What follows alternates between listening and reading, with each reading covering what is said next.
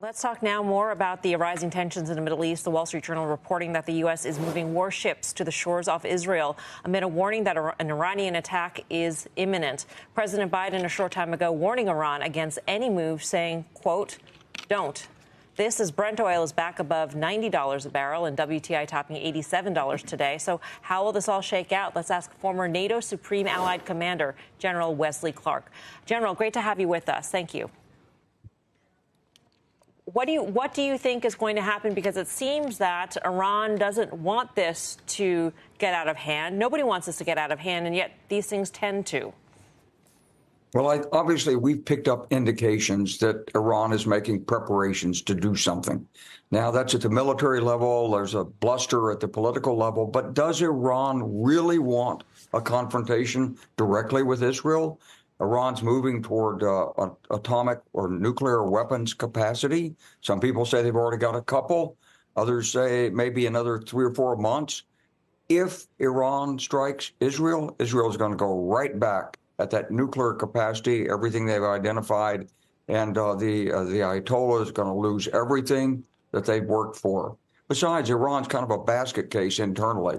They're taking away people's Social Security. There's high inflation. Some of the soldiers, not the Revolutionary Guards, but ordinary soldiers, are refusing to work because they're not getting paid. So the mullahs are in no position to start a big war. On the other hand, Israel would probably welcome a chance to go in and take out the Iranian nuclear facilities, because they know that once that comes in, it's an entirely different game in the Middle East. The United States doesn't want the escalation. The United States would like Israel to trust it, but Israel's not going to trust the United States if Iran strikes. Can't, because look at what's happening in Gaza right now with the pressure between the United States and Israel. But, bottom line on this is if Iran does something, my instinct is that it's going to be something relatively minor, something indirect, something the mullahs can cheer about, but not something that can be directly attributed to Iran. Maybe a strike on an embassy somewhere by some unknown terrorist group, something like that. If they really strike Israel, you will have escalation, and Iran will definitely be the loser.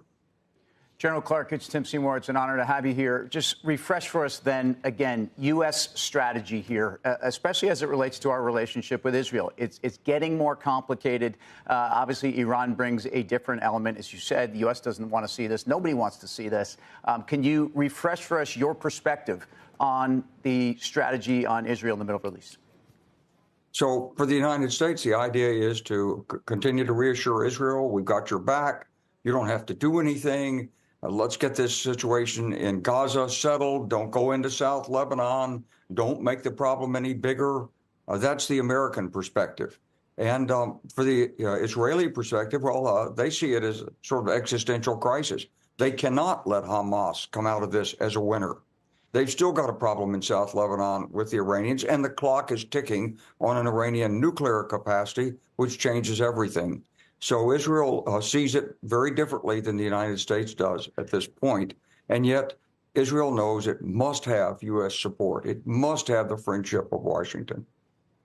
Yeah, and President Biden said just this afternoon that the U.S. is devoted to Israel's defense. General, I'm wondering, if Iran really does attack in a small way, as you hope or anticipate, does that mean that Israel does not go after Iranian nuclear assets? Probably won't go after the Iranian nuclear assets unless there's a direct strike on Israel or direct attributable to Iran strike on an embassy in the region. In other words, if Iran uses a missile and gets through or something. But, the Houthis are already firing missiles and drones at Israel, and Israel's taking them all out. So if you're the Iranians, the military or the Revolutionary Guards may be thirsting to go after Israel. But if you've got any common sense about it, you say, not so smart, not so smart. Let's don't do this. Iran has to feel like they're kind of winning right now. They've got the United States and Israel at odds. Hamas has survived. You've got the whole world down on the Israelis for what's going on in Gaza. This was part of the plan. This was the plan from the beginning for Hamas to draw the Israelis in and then accuse them of creating a humanitarian catastrophe. That's what the world sort of sees right now.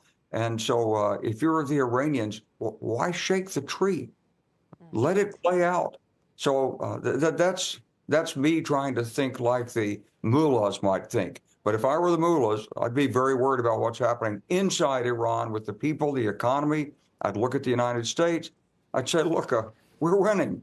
Why do this? Find a way to do something so we can maintain face. But don't get into a big escalation with Israel right now. Wait till we get our nuclear capacity.